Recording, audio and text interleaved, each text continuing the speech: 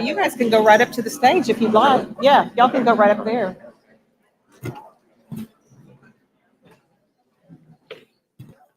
Good evening, everyone, and welcome to the Clinton Presidential Center for the 38th installment of the Kumpuris Distinguished Lecture Series. I'm also joined tonight by my colleague, Dr. Jay Barth, the director of the Clinton Library, and Dr. Vicki Soto, who serves as the Dean of the Clinton School of Public Service. And I think on my way in, I spied Skip Rutherford here, who is the former Dean of the Clinton School of Public Service. So glad you all are here joining me tonight. I'd like to start the program by recognizing the Kumpuris family who endowed this incredible lecture series with AT&T. Please accept our dearest, our real sincere appreciation for the gift you've given our community. Thank you all.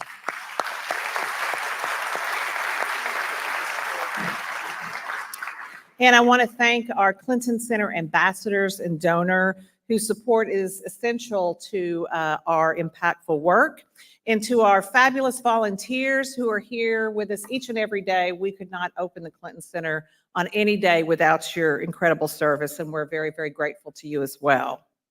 Let me also recognize my longtime friend and mentor, Mac McClarty, who is here with us, and Donna McClarty. Mac called me up a few months ago and suggested I connect with Mr. Hussman about this terrific opportunity. And so we've been looking forward to this program for months. So Mac, thank you for that call, and thank you and Donna both for joining us.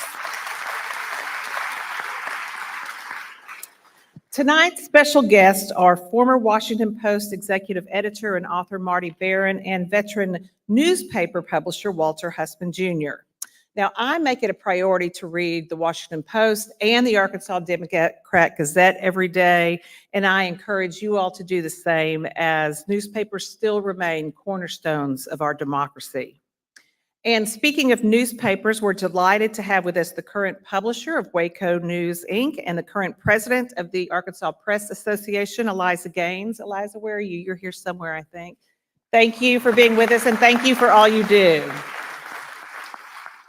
Our program tonight will center on Marty's book, Collision of Power, Trump, Bezos, and the Washington Post, which is a fascinating insider's view of the Washington Post's evolution from a family-controlled business to a Jeff Bezos empire or enterprise, I guess you could say.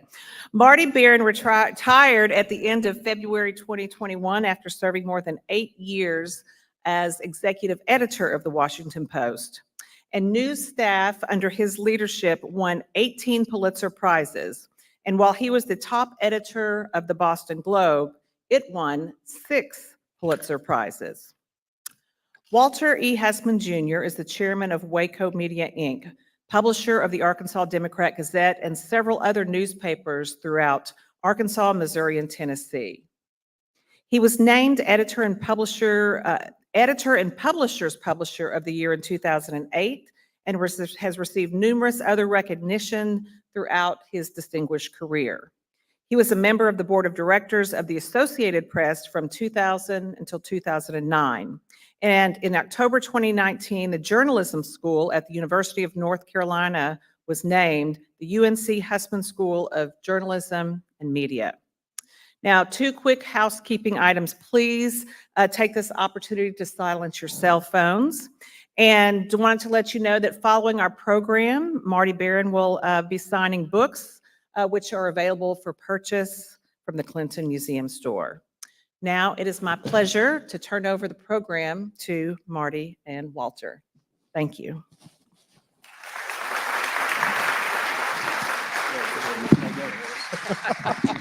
Lost my microphone. First, I'd like to thank Marty for coming to Little Rock and talking with us today. My opinion, Marty is probably the most respected journalist in America. So it's a great honor and a pleasure to have you here. And I also want to thank everybody here for coming out and tonight. So I thought we were going to have a bunch of rain, but it wasn't quite as bad as we thought. So anyway, I think the format for tonight is questions and answers. And so I've got some questions prepared for Marty. And then actually the Clinton Library, the center, is giving me some questions that you, the public, have submitted, and I'll ask him those too. So, okay, you ready? Yeah, I'm ready. Thanks for having me. Appreciate it. Great to be here. Great. So, Marty, back in 2017, a noted journalist stated on national television a statement, and I'm gonna quote this journalist. It was, quote, "I don't believe in the false equivalency of giving both sides." Marty, from your experience as editor of some of the largest metropolitan papers in the country and as editor of the Boston Globe, covering the Catholic Church handling of clergy sexual abuse, could you comment on news organizations' obligation to give both sides and whether, first, is giving both sides necessary? And second, is giving both sides sufficient? Great. Go to the tough ones right away. So I think we need to give both sides, but I'm glad you asked the second question. It's not sufficient. I think our obligation, what I like to talk about is really the idea of objectivity, and that is we need to listen to all sides. We need to talk to everyone. We need to, who should be spoken to. We need to look at the entirety of the evidence, and then we need to look at it rigorously, comprehensively, thoroughly, independently, all of that. Talk to everybody, listen to everybody, but we need to, ultimately the objective is to try to get at the truth. So yes, we do want to hear what everybody has to say. We do want to publish all sides, not just both sides. There are frequently more than two sides, by the way. The world is much more complicated than, it's not a binary world where it's always this way or that way. There are a lot of nuances and complexities involved. But I think we need to get beyond that. And an example that I would give is the work that we did in the Boston Globe on the Catholic Church. That started because you had a lawyer for plaintiffs who were survivors of sexual abuse who said that the cardinal himself was aware of abuse by one particular priest, serial abuse by one particular priest, and yet ignored it and reassigned this priest from parish to parish without telling anybody. And the church denied that, flatly denied that. And the Boston Globe had published both sides. That was balance, but balance wasn't enough.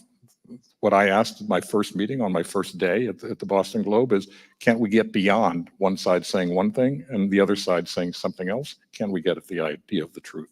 So yes, we have an obligation to listen to all sides. We have an obligation to air all sides, either in print or on digitally or on radio or television or wherever it might be. But the ultimate goal is to try to get beyond that and to get at the actual facts and get at the truth, and then let the evidence tell you how much weight each of those deserves. Yeah, so really what you're saying is the ultimate assignment is get to the truth. It is. I mean, and that's been the case at every place I've ever worked. And at the Washington Post, when you walk into the newsroom, they have this set of principles that were set down in 1935 when the Post was acquired by Eugene Meyer out of bankruptcy. Paper still had bankruptcy even then. And he bought it out of bankruptcy, and he had a set of principles. And the very first principle was to tell the truth as nearly as it may be ascertained. And what's the point of that? The point is that getting at the truth is a process. It takes time, requires us to learn, requires us to listen. There's just a lot of work involved. But it also suggests that there is something, it is a matter of the truth, that there is such a thing as truth, there is such a thing as reality and facts, and that not everything is just a matter of opinion. In fact, most things are not just a matter of opinion. And so our ultimate goal is to try to get at the truth, but that it takes a lot of work and it can take a lot of time. So in your experience, did you find sometimes when you started pursuing a story, you had a pretty good hunch what you thought the truth was? And as you dug deeper and deeper, you found out, well, actually, it's something different. Yeah, absolutely. I mean, I think that every story, most stories, particularly the most sensitive stories, they get started with a hypothesis. Otherwise, why would you pursue that story? You think that it's a story there. That's called news instinct. And we've had that ever since news organizations have existed, ever since journalists have existed. So you start to pursue a story, but then you talk to all the people you need to talk to. You look at all of the evidence that is available, documentary evidence and other types of evidence, and it may not be what you thought. There may not even be a story there. And I think if we're honest with ourselves, we'll tell ourselves, look, the evidence just doesn't support what we thought was there, and so there's no story. Or the story is entirely different from what we thought. That's been my experience also. The New York Times publisher, Adolph Ox, back in 1896, quite a while ago, had a famous statement which was, quote, "to give the news impartially without fear or favor." That requires courage not to fear the consequences of publishing news stories and editorials that might be unpopular. We have a classical case of that here in Arkansas. Back in 1957, when the Arkansas Gazette had the courage to publish articles on the integration of Central High School and also publish editorials advocating for the rule of law to follow a federal district court's order to admit Black students to the school. Given that the Catholic Church is not, if not the most powerful institution in Boston, it's certainly one of them. Talk about your experience as an editor there when you did the investigative series on sexual abuse by priests who continue to move from parish to parish. Yeah, well, it was. They're no longer the most powerful institution in Boston, and I think that's the result of the investigation that we did. It wasn't the purpose of that investigation, but it was the consequence of that investigation, that the church lost power. But when I arrived in Boston in the summer of 2001, no question, the Catholic Church was the most powerful institution in all of New England. And I don't think any politician, any court, any other institution was equivalent to the church in terms of overall power. And the result of that power was that accusations of abuse by clergy over decades had been suppressed. The church didn't do anything about it except for reassigning priests from parish to parish without telling anybody, without telling the parish priest, without telling the parishioners, without telling the public. When people complained to politicians, they didn't do anything. When they complained to law enforcement, they didn't do anything. And so decades of abuse were covered up as a matter of policy and as a matter of practice within the church. So, our experience was that, as I said, at my first meeting, we had these accusations, and I said, we have to get at this. And so we met with our outside lawyer initially on that very first day and asked him to take a look at the case and see what the opportunities were. And then the columnist who had written the first column that drew my interest to this case, I said, by the way, we might go to court to try to get these internal church documents that would reveal the truth. And she said, well, that's great, but we've never done a proper investigation, a journalistic investigation. And I said, well, that can't be right. And she said, well, it is right. And so we called together the investigative team, the Spotlight team, and they agreed to pursue this story. And so we were on parallel tracks. We were on the track of a journalistic investigation, and then ultimately, in a few weeks, our lawyer came back to us and he gave us his assessment. And I said, well, what are the odds? He gave us the assessment of the judge, of the law, of everything involved there. Fortunately, the judge was a woman. She wasn't part of the old boys club in Boston. That was good for us. There were matters in the law that could be in dispute, but we thought, we had a chance. And I asked the lawyer, well, what are the odds that we might prevail? And he said, like any good lawyer, he said 50-50. So, and I said, well, those are really good odds for a journalist. That's right, I'll take that. And so we pursued that. And ultimately we did get those court documents. And that was absolutely critical, is that we actually had documentary evidence that people could see that when a woman, typically it was a single mom who had kids, had boys, and she wanted to have a male figure in the life of the kids, and she thought she could trust the parish priest, and it turned out she couldn't. And so when she became aware of abuse, she would complain, very devout Catholics, and complain to the archbishop and to the bishops of this abuse. And we had the actual letters that were sent by the cardinal and by others within the hierarchy of the archdiocese saying this priest will be taken out of ministry. And then we could demonstrate that the priest was not taken out of ministry. The priest was simply reassigned to another parish. And that would happen over and over and over again in multiple cases. So, it was a revelatory, and we certainly expected that when we published those stories that we would receive an enormous amount of blowback from the community because there were so many Catholics in the Boston area.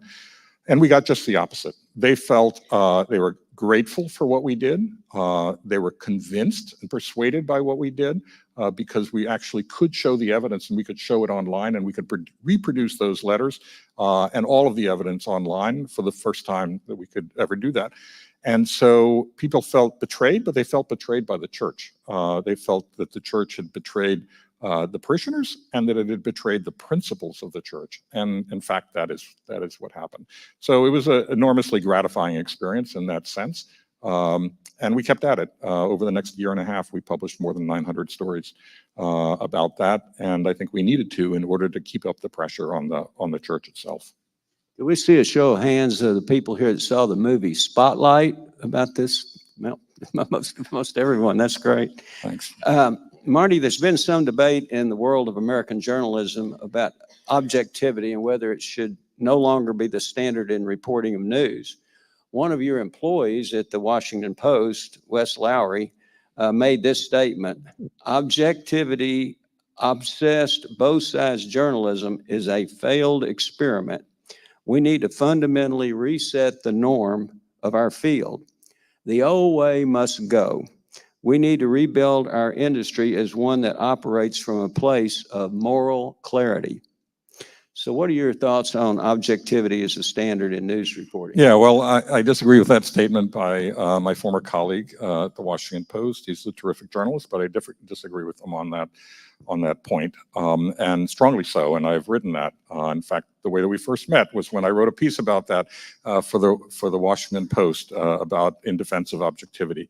And I think it's important to remember what objectivity really means, because it is not both sidesism. It is not false equivalence. It is not on the one hand, on the other hand, journalism. So this is a concept that goes back more than 100 years. It was popularized by Walter Lippmann, who was one of the most noted journalists in the United States. He had actually been a member of the Wilson administration, and at the time that the U.S. entered into World War I, and he had actually been part of the propaganda arm. Propaganda was coming into becoming a field of its own. He came to regret his involvement in that, and he felt that the press was complicit in that propaganda. And he came to feel that the press really needed a standard to overcome its own prejudices, its own preconceptions, its own pre-existing points of view that all of us have, because if we're human beings, we all have opinions, right? It's only natural for a human being to have an opinion. But if the objective is to get at the truth and to get at reality and to get at the facts, the underlying facts, then we need to move beyond our own preconceptions. And so he proposed an objective method, as if we were very much modeled on the idea of a scientist who begins an experiment with a hypothesis, thinking that if he does an experiment that it might demonstrate something. And so you start with a hypothesis, but then you let the evidence dictate what the result is and the conclusions that you come to. And so the idea was to sort of set aside our own preconceptions, have an open mind, talk to everybody, as we were discussing before, look at all of the evidence, look at it honestly and honorably, not selectively. I mean, obviously, if a scientist were to pick and choose among the evidence from an experiment, that would be considered scientific fraud. In a way, he was arguing that it would be journalistic fraud just to pick and choose among the evidence and not look at the totality of the evidence. And do that. And once we've done that, we have an obligation to tell the public fearlessly, unflinchingly, what we've actually learned. To do that, and because the objective is to try to get at the truth, but he felt that the best way to get at the truth was to start with an open mind and a willingness to look at everything, to listen to everyone, to be a learner, not to assume that we have the answers at the beginning, but to ask the right questions and pursue the answers. And the suggestion is that we have to begin our work with a high degree of humility. So recognizing that we're often seeing the world, journalists are often seeing the world pretty much through a keyhole. There's no limit to what we actually know and can see. Sometimes we can swing the door a bit open and see a lot more. And then sometimes we can, with luck and skill, we can swing the door wide open, as I think we did in the case of the Catholic Church in Boston, and you can see the totality, the total picture. And so that is, but it has to start with an assumption, without assuming that we already know the answers, but really working hard on thinking of what are the questions that really need to be answered, and then in a very rigorous and honest and honorable way, going and trying to find the answers. I remember reading something you wrote that we all want objective judges, we all want objective juries, we all want objective scientists, we want objective doctors. Why would we as journalists think that we should get a pass? And I think that's true, and I think that's what the public expects. We would want objective umpires too, by the way. I mean, if we had an umpire, in the Red Sox-Yankees game, just to pull out an example out of the hat, and you saw that the umpire wasn't actually expressing an opinion, but was constantly, let's say, tweeting like good news about the Red Sox, and just tweeted without any comment, only about the Red Sox. And then there's a Red Sox-Yankees game. Would you have any doubts as to where that person's leanings were? And would you have any trust in the decisions that are made by that umpire? You wouldn't. And so I think there are lessons for us as journalists in looking at what we expect of other people, of other professionals. And I, as I've said in my book, we have no hesitation in holding other people accountable for a lack of objectivity. And by the way, we like to use the phrase objective reality. What does that actually mean? So we have no hesitation in holding other people accountable for that. We should expect that, well, I think the public already does hold us accountable, and I think we should hold ourselves accountable as well. I was recently reading the Columbia Journalism Review, and a statement there caught my attention. And here it is in quotes. It was talking about reporters, only quote people who deserve to be quoted. How do you interpret that statement, and what type of situations exist where somebody doesn't deserve to be quoted? Well, there's some actually. I mean, I don't know what the context was for that, so I can't really weigh in on that specific instance. But a person who doesn't deserve to be quoted is somebody who doesn't know anything about the subject that you're quoting them on. Okay, Yeah. so a person who doesn't deserve to be quoted would be somebody who has no direct knowledge of a situation. So when we're, for example, in the instances where we have to use anonymous sources, and there are any number of those. We can talk about that if you want. But the source ought to be somebody who actually has direct knowledge of what they're talking about, not second and third hand knowledge. Because as we learned in grade school, once you like sit in a circle and you tell one person and the other person tells the next person and the next person tells the next person, by the time it comes full circle, it's a totally different story. And so you have to be absolutely careful with that. So it should be somebody who actually has direct knowledge, and certainly not somebody who is not an expert in the field. So, for example, in issues of public health, I think you ought to be quoting people who actually know something about medicine and know something about public health. So you were editor for, I guess, all 4 years of the Trump's presidency. Mm-hmm. And one of your statements that got considerable attention, or as the current lingo goes, went viral, was, quote, and this is your quote, "We are not at war, we are at work." Could you explain some context on that, and what caused you to make that statement to your staff? Yeah, that'll probably be on my tombstone. It's the most famous thing I said, maybe the only famous thing I said. So Trump, on his first full day in office, the first thing he did is he went to the CIA. He obviously had a problematic relationship with the intelligence agencies. They had been involved in investigating Russia's intervention in the election of 2016. So he went to the CIA. He was standing in front of a memorial to fallen CIA agents. And in front of that memorial, which is considered to be a sacred spot for CIA agents, what did he choose to talk about? It's not a surprise. He talked about the press, his favorite subject. And he said to these intelligence agents, as you know, I have a running war with the media, seeming to actually want to enlist intelligence agents in his war with the media, since he was their ultimate boss. And a few weeks later, I was asked for my reaction to that. I was asked by Kara Swisher, tech columnist, and Walter Mossberg, who were at the time working together. And they asked me for my reaction. And I said, we're not at war with the administration, we're at work. And it did go viral. And as I was totally shocked by that. It went completely viral. Somebody even put it on a T-shirt, which was available for sale. At a very low price, I'm sure, but for sale. So what did I mean by that? I meant, what is our work as journalists in this country? Let's go back and look at the First Amendment, and what James Madison had to say about the First Amendment, since he was the principal author of it.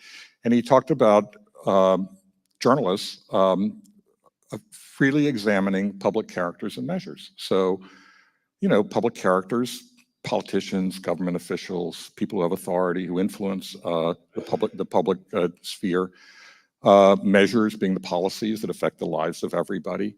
Free, I hope we understand that. And then the word that really deserves attention is examining. And that means that journalism is not stenography. Examining, holding people to account, people with power to account, looking beneath the surface and behind the curtain, who did what and why, who influenced those decisions and with what intent, who's affected by those decisions and how. Those are the kinds of things that journalism is supposed to do, and that is our work. And when you talk about the President of the United States, the President of the United States is inarguably the most powerful person in the world.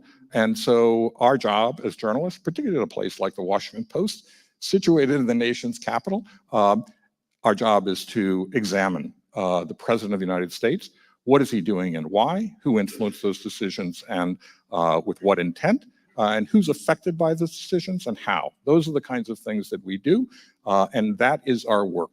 And so I view that as the original assignment that the founders of this country gave to the press in this country, and that we have an almost sacred duty to deliver for the public, deliver on that assignment for the public.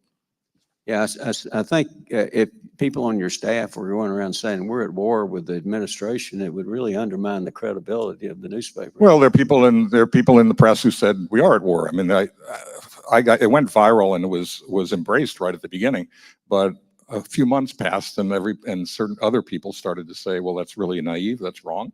If he's at war with us, and he's at war with a lot of our core beliefs about free expression, about a free press, about tolerance for all people, regardless of their race, ethnicity, religion, identity, all of that.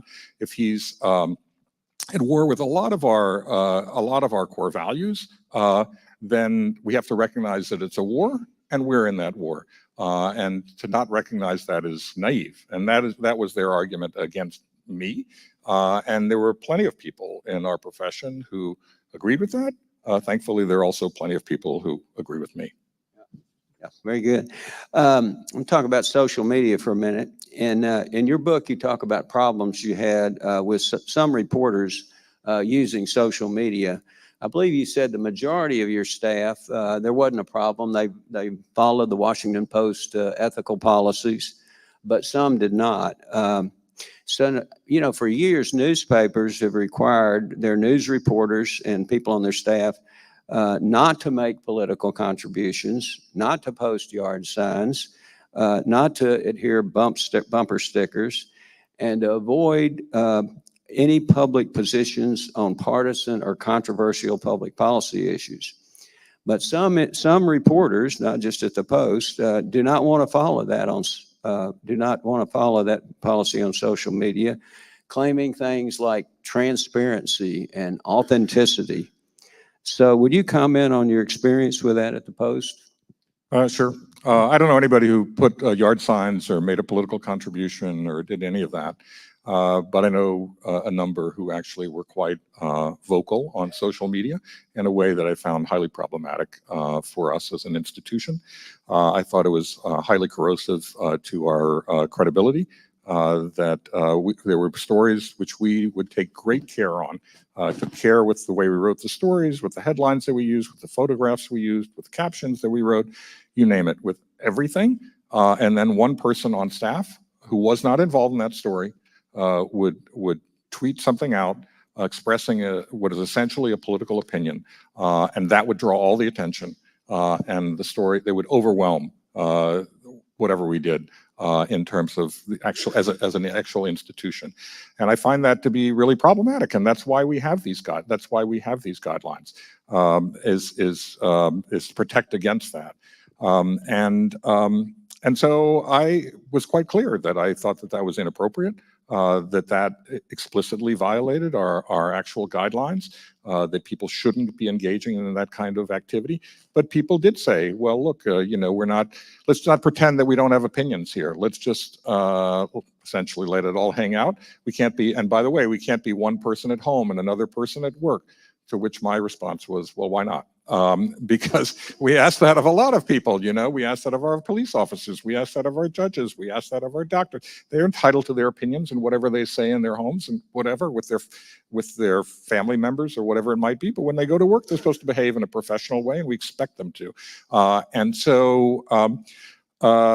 So that was the problem that I had, is that it really systematically undermined our reputation. And, there were other media who were not friends of the Washington Post who were seizing on that and representing that as the Washington Post. And it really wasn't the Washington Post. It was like one person at the Washington Post who would do that, or maybe a few more. And it wasn't representative of who we were or the standards that we tried to maintain in the organization. Thank you. As you know, Gallup poll has been taking an annual survey of confidence and trust in U.S. institutions now for over 40 years. And one of those, they do the Supreme Court, the presidency, the military, the police, et cetera. And they also do the news media. So trust in news reporting has been declining since 1979, when over half of the American public trusted it. Now it's at an all-time low, and Gallup most recently noted that only 16% of the public had confidence in newspapers and only 9% in television. What are some of the reasons you think for such a loss of trust in news reporting? Well, I think it's a really complicated subject. I mean, keep in mind at the time of, you talked about the 70s, well, that was right post-Watergate, actually. So at the time that the Washington Post and other media were doing their Watergate investigation, the media, and particularly the Post, was accused of being being engaged in a partisan effort, an effort to undermine the Nixon presidency. And you may recall that Nixon's first vice president, Spiro Agnew, was constantly attacking the media, and until he himself got involved in a corruption scandal. But afterwards, all that reporting was validated, and so confidence in the press really rose after that. And as you say, it's been on a decline ever since. I think trust is a real complicated subject, because trust tends to cut along partisan lines. So people who watch Fox News are typically lean heavily to the right politically, and they trust Fox News, pretty much everything on Fox News, and they trust it implicitly. They don't trust CNN, they don't trust the Washington Post, they don't trust the New York Times, definitely don't trust MSNBC. So, and people who trust the New York Times and the Washington Post and CNN, basically, well, they don't trust Fox News at all. And so we're a highly polarized society today. And that, I think, and part of that is because we live in an internet era. First of all, before the internet, there were all these cable channels. I mean, when I grew up, we only had 3 networks in this country. We had only a couple of national news magazines, really. You had your local paper or 2, and that was pretty much the media environment at the time. And that's not the case now. Now you can go anywhere and find anything that affirms your pre-existing point of view, and they will tell you you're exactly right, no matter how off the wall your theories might be. You will find somebody. I mean, I remember when Justice Scalia died, I think I was with a family member at the time, and I said, I bet if I go online now, I will find a conspiracy theory about Justice Scalia's death. Sure enough, I went online, and there was a conspiracy. There were several conspiracy theories about Justice Scalia's death, none of which, of course, have been validated. And so I think polarization has a lot to do with it.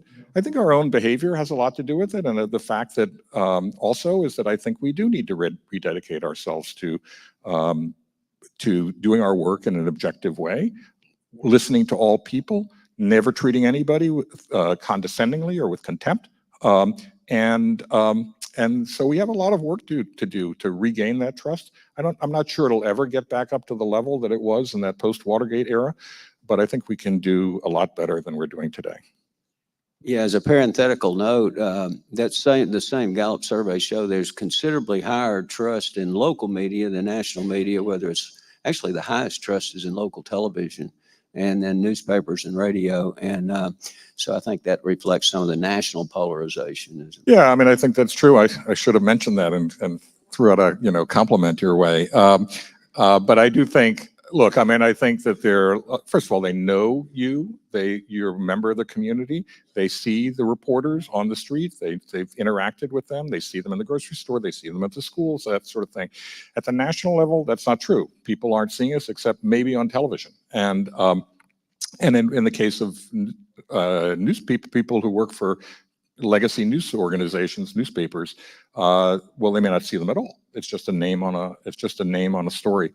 And we're dealing with the most highly charged issues, far more highly charged. I mean, certainly there are highly controversial issues at the local level, but none of them actually rises to the level. The passions don't reach the level that you see at the national level. So when you're dealing with those kinds of issues, people are going to have lower levels of trust. I'll skip my next couple of questions and go to the questions that came from the public here. We got about another 6.5 minutes to go. Tell me what you think is a greater threat to democracy in America, Donald Trump or the loss of newspapers and news organizations in many small and increasingly larger communities? Boy, that's such a false choice. Can I say both? I don't know. I don't think you can rank those. Both are huge. I think the crisis in America, the greatest crisis in American journalism is at the local level, and I think democracy begins at the local level. And I think if we really want to know if we want somebody to write about the kinds of things that bind our communities together, news organizations do that, particularly newspapers. If you want somebody to be holding your local officials, whether on a city council, a county commission, or the police department, or environmental agency, or whatever it might be, the school board, well, somebody needs to do that, and that's typically the local newspaper.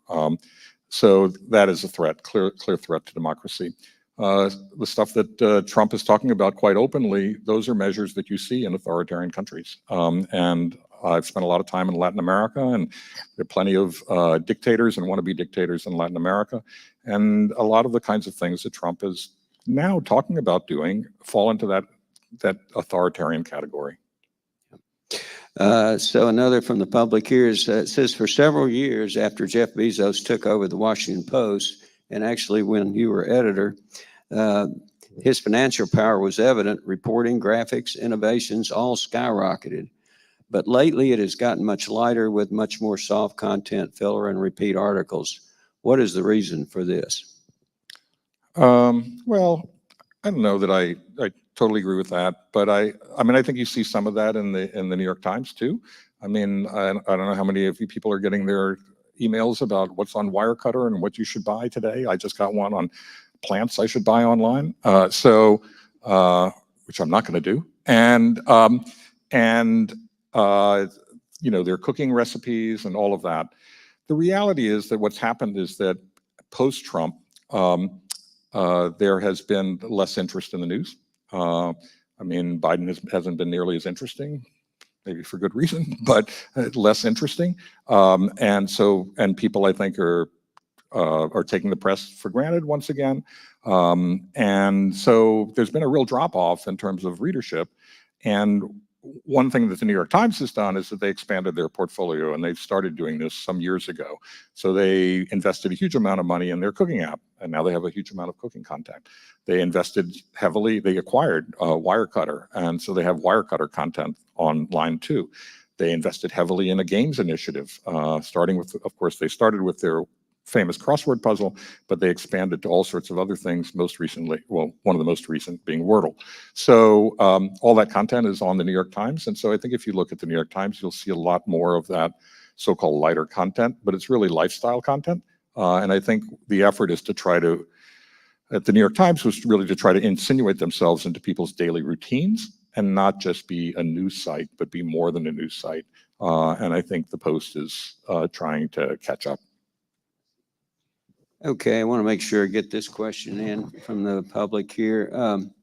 What do you see as the future of print media, and how will it foster confidence in print in the era of artificial intelligence? Yeah, well, I don't see much of a future in print media, to tell you the truth. Actually, I just got a direct message on Twitter today or yesterday from Jack Schaefer, who's the political writer, a media writer at Politico. And he reminded me of a quote that said, I don't expect to see a lot of, I'll be surprised if there are a lot of newspapers by the year 2025. And he said, this is why I don't make predictions. What's your prediction now? And I said 2035. So the reality is that the newspapers are declining. Even, circulation for the New York Times on a day-to-day basis, daily basis, setting aside Sunday, has dropped off dramatically. We live in a digital era. People get their information digitally. So I think that's the future. We can't pretend it isn't. Artificial intelligence is a huge problem. Generative AI is a huge problem. We will see, and already have seen, a lot of fabricated videos and still images and audio. I think that will get worse. And then there will be verified images, video and audio and all of that.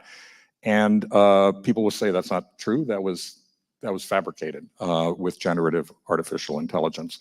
And so the public won't be able to distinguish what's true and what's false. And that is a really, really dangerous place to be, not just for the press, but for society and democracy. How will a shift from traditional print to electronic access change, number one, the public's idea of memory regarding significant events? And number two, the public's view of newspapers traditionally thought of as newspapers of record? Well, I mean, I think that this is going to be a problem. I mean, there is something called the Internet Archive that does actually store all these things, and I think so. You do have a capacity to go back in time to actually look for things, but those are perishable. I mean, there have been media outlets that simply went out of business, and their entire archive has disappeared. Even the reporters who work there can't get access to show people the work that they actually did. So that's been a problem. What was the second question there? Yeah, well, the role of newspapers is played as a newspaper of record where people can go back years later. Yeah, I'm not sure that's going to exist for very long, if it does, even if it does today. Yeah. Okay, this is the last questions. We're just about out of time. Says, Mr. Barron, what is your proudest accomplishment as a reporter and as an editor? Well, I don't have any great things to talk about. When I was a reporter, I wasn't a reporter all that long. So I think the best thing I did as a reporter was become an editor. So,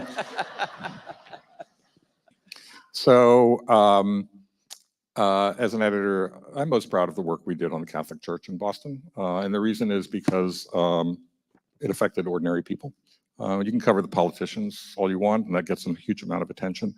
But what really matters is, did you make a difference in the lives of ordinary people? And there were ordinary people who were trying to get the attention of the press, attention of law enforcement, attention of politicians, and they didn't get anybody's attention. And for years, they suffered as a result of that nobody was paying attention to them and all that they had suffered through, and no one was holding, in that instance, the church accountable. And so we finally listened, and they had, as is often the case, people without power often have very powerful things to say, and they did. And we finally held the church accountable for a decades-long cover-up, and it wasn't just. And the impact of that investigation has just been huge and ongoing, by the way. So it wasn't just in the Archdiocese of Boston. It became all the United States. Then it was overseas. It's been in Germany and Italy and in Spain now, and of course in Ireland and many other places, throughout Latin America. And it's affected not just the church, but it's affected all sorts of other institutions. So, and you see that play out at universities. It happened with Penn State, with Jerry Sandusky. The institutions felt they needed to respond in a way that they hadn't before. It's happened with the Boy Scouts, which has had a huge sexual abuse scandal. It's happened with lots of other institutions, where now institutions no longer feel they can somehow just cover these up and protect the reputation of the institution. They actually have to confront the abuse and treat these abuses for what they really are, which is a crime. And it's not just a scandal; it is a crime. And so I feel incredibly proud of my involvement in that, because it affected ordinary people, and nothing matters more than that. Well, I know it affected Boston, but I'll tell you, it was so great because in Watergate, and then when the movie All the President's Men came out, it was a huge resurgence of interest about young people wanting to become journalists. And I think what you did in Boston and uncovering things there, and then when the movie Spotlight came out, has a sort of the same effect. And we need more young people to be out there reporting the news. Great. So. Yeah. Thank you very much, Walter. Well, thank you, Marty, for being here. Thank you all.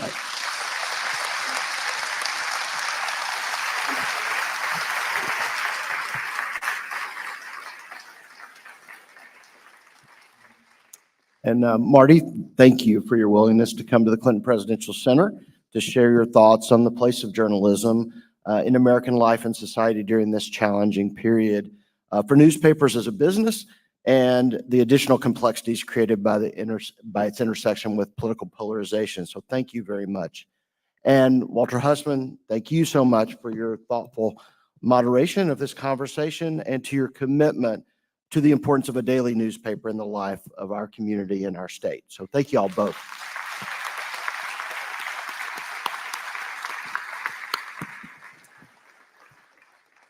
Remember, as Stephanie said earlier, Marty will be signing copies of Collision of Power just outside the doors after we close out this event. So I encourage you to pick up a copy of the book this evening. Please also do allow Marty to go ahead and get out to the table, but feel free to stop by for a visit with your book, of course, while you're there. Again, I want to thank our friends at AT&T and the Kumpuris family for allowing the Clinton Presidential Center to bring important conversations such as this to our community. And on behalf of everyone at the Clinton Presidential Library, the Clinton Foundation, and the Clinton School of Public Service, I want to thank you all for being a part of tonight's event with your presence, either here at the Clinton Center or online. Safe travels this evening, and we look forward to seeing you all again very, very soon. Thank you all.